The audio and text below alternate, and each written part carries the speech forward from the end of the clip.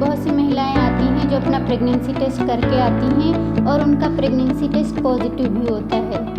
जब भी वो आती हैं उनका यही क्वेश्चन होता है कि मैम अभी अल्ट्रासाउंड कराने की तो कोई ज़रूरत नहीं है, जब 3 महीने गुजर जाएंगे तब अल्ट्रासाउंड कराऊंगी। तो फ्रेंड्स, मैं आपको बता दूं कि प्रेगनेंसी रुकने के बाद 3 महीने के बाद अल्ट्रासाउंड नहीं कराया जाता है। हेलो फ्रेंड्स, मैं डॉक्टर नाइमा बानो। आज की वीडियो में हम आपसे बात करेंगे कि प्रेगनेंसी रुकने के बाद पहला अल्ट्रासाउंड कब कराते हैं और इस अल्ट्रासाउंड को कराने का क्या इम्पोर्टेंस है और क्या मतलब होता है। देखिए, अगर आपका पीरियड रेगुलर है यानी 28 से 30 दिन पर आता है और हर महीने आता है तो ये बहुत अच्छी बात होती है। अगर आपका पीरियड रेगुलर है और आपको अपने पीरियड की लास्ट डेट पता है तो ये बहुत आसानी होती है हमें हफ्ता पता करने में। जिस डेट में आपका लास्ट पीरियड आया हो उस डेट से लेकर जिस दिन आपका 7वां हफ्ता कंप्लीट होता है उस दिन हमें प्रेगनेंसी का पहला अल्ट्रासाउंड कराना चाहिए। इस अल्ट्रासाउंड से हमें यह भी पता चलता है कि बेबी की धड़कन आई है या हार्ट बीट आई है कि नहीं आई है। अब आइए आगे बात करते हैं कि इस अल्ट्रासाउंड को कराने का क्या महत्व होता है। सबसे पहले हम इस अल्ट्रासाउंड से ये पता लगाते हैं कि बेबी का इम्प्लांटेशन कहाँ हुआ है।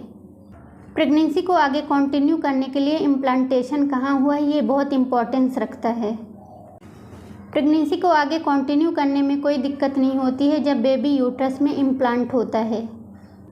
अगर बेबी यूट्रस में इम्प्लांट ना होकर कहीं और इम्प्लांट हुआ है जैसे फैलोपियन ट्यूब या फिर सर्विक्स में, तो फिर हम प्रेगनेंसी को आगे कंटिन्यू नहीं कर सकते हैं। अगर ट्यूब में इम्प्लांट हुआ है तो ट्यूब 100% फटने के चांस होते हैं। ऐसे केस में प्रेगनेंसी को टर्मिनेट करके मदर को बचाया जा सकता है। अगर ट्यूब में प्रेगनेंसी रह गई है और ट्यूब फट गई है तो ये बहुत ही सीरियस कंडीशन होती है। इस अल्ट्रासाउंड से हमें यह भी पता चलता है कि बेबी की धड़कन आई है या हार्ट बीट आई है कि नहीं आई है, बेबी वाइबल है कि नहीं है। इस अल्ट्रासाउंड से हमें यह भी पता चलता है कि यूट्रस के अंदर एक बेबी है कि 2 बेबी हैं या इससे ज़्यादा हैं।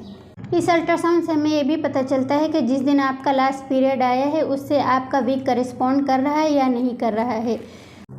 अगर आपको किसी भी तरह की परेशानी नहीं है, जैसे पेट में दर्द नहीं है या किसी भी तरह की ब्लीडिंग नहीं है, तो आपके डॉक्टर आपका पहला अल्ट्रासाउंड 7वें हफ्ते पर कराते हैं। अगर आपको किसी भी तरह की परेशानी हुई जैसे ब्लीडिंग या पेट में दर्द, तो आपके डॉक्टर आपका पहला अल्ट्रासाउंड 7वें हफ्ते से पहले ही करा सकते हैं, ये देखने के लिए कि ब्लीडिंग किस वजह से हो रही है या पेट में दर्द किस वजह से है। अगर आपको किसी भी तरह की परेशानी नहीं है तो 7वें हफ्ते से पहले आपको अल्ट्रासाउंड कराने का कोई मतलब नहीं बनता है।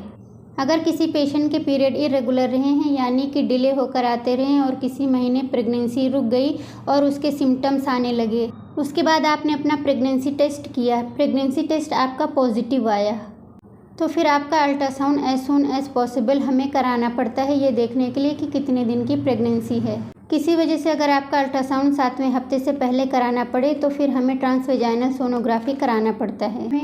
अगर आप पहला अल्ट्रासाउंड कराने में डिले करती हैं तो आपके अंदर जो भी प्रॉब्लम होगी वो हमें जल्दी पता नहीं चलेगी, जैसे कि बेबी का डेवलपमेंट हो रहा है कि नहीं हो रहा है, प्रेगनेंसी आगे कंटिन्यू हो रही है कि नहीं हो रही है।